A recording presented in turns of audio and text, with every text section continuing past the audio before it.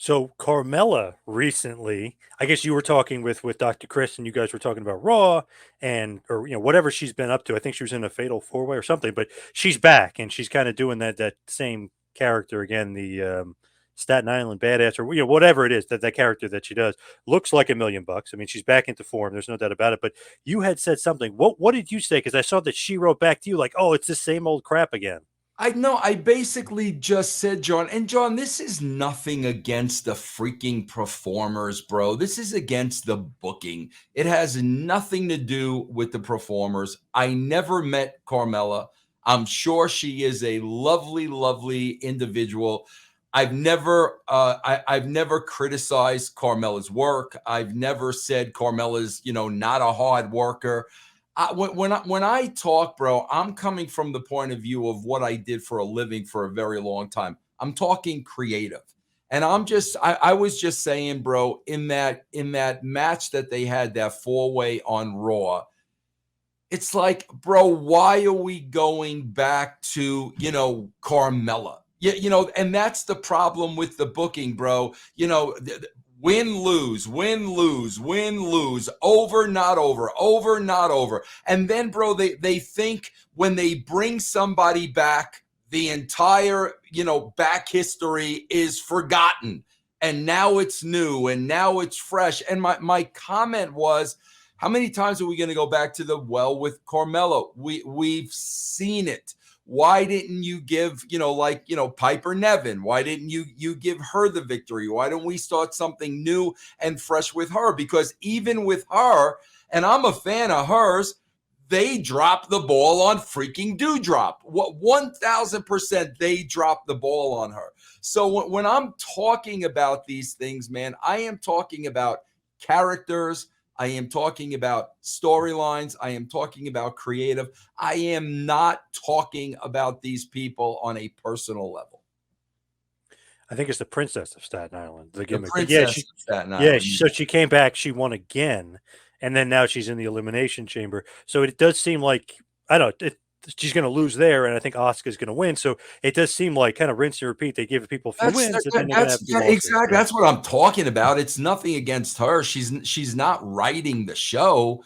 It's just their booking, bro. It's just like you said, man. It's a wash, rinse, repeat. I mean that it's over and over and over again. Would you have kept Piper Nevin as Dewdrop? Would you have kept that name?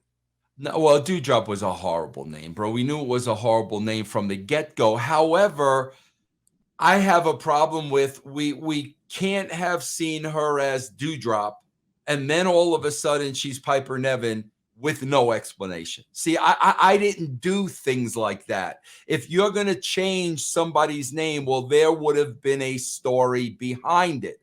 But no, she's Dewdrop. They book her horribly. Now she comes back with her, I guess, her original gimmick, Piper Niven, and there's just no explanation whatsoever for the change.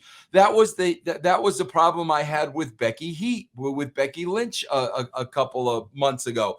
She was the man. Okay, we're the man. We're the man. We're the man. I get it. You're the man. Then she went away, and then she came back, and she started cosplaying with these Elton John elaborate costumes, and I'm like, where is the character transition? You've got to show me how she went from the man to a cosplayer. Otherwise, I'm not going to understand. So where so she took exception to that at the time, and I Yep. explained to her, Becky, I don't understand. When you last left, you were the man.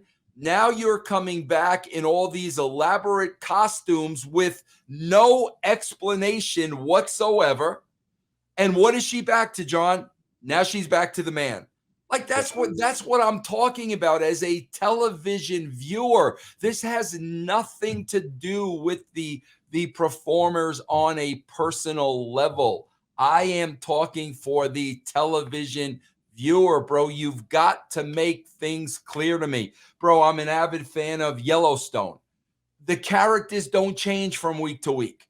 You know, the characters remain the same. They're always true to themselves constantly. I mean, and bro, Carmella was in that category too. Remember, she had Reggie, you know, and it was the wine gimmick. Yeah. Remember, and then bro, like stuff just disappears, and there's no explanation, no nothing. That's bad booking, bro. That is bad booking. That is bad storytelling, and it has nothing to do with the individual on a personal level. So Vince was booking a lot of that. So now Triple H is booking. Does that mean Triple H has to, create the reason of why he's changing the characters instead of just he's going to change them to the way he Absolutely, wants to bro. change them You to? you absolutely have to, man. You've got, if you're trying to get new viewers, bro, the last thing you want to do is confuse those viewers, man. You want to make them understand, bro. Like, you know, you may not think it's a big deal, but if I'm a casual viewer and I'm tuning in and out, and I saw Dewdrop 6 months ago, and now all of a sudden I'm seeing Piper Nevin, the first thing I'm saying is, wait a minute, isn't that Dewdrop? I'm a little bit confused. You've got to explain all this stuff, bro. That's where the writing comes in. You can book anything. Tony Khan's about to get his third Booker of the Year award. You can book anything, bro. That's not writing. Writing is details. Writing are the nuances, the dotting the I's, the crossing the T's.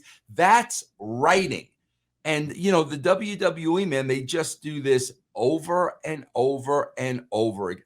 Bro, look at Corbin. Out of left field, now he's tied with JBL. No reason, no explanation. Where did that go, John? Where did that go? That's why I'm saying, bro, you just can't throw shit together, man. This stuff needs to make sense. JBL fired him, right? On Raw. He's no longer with them, I I think. guess I was reading yesterday. Now JBL's done, and you know, then what was all that about? Like, where did that get Corbin? Buried him, I think. I think so too, bro. I mean, absolutely. A couple of weeks ago on Raw 30, they're referring to him as a stooge. Oh, this is your stooge? I'm like, bro, you're freaking burying the guy. Like, what are you doing here? You don't bury talent, bro.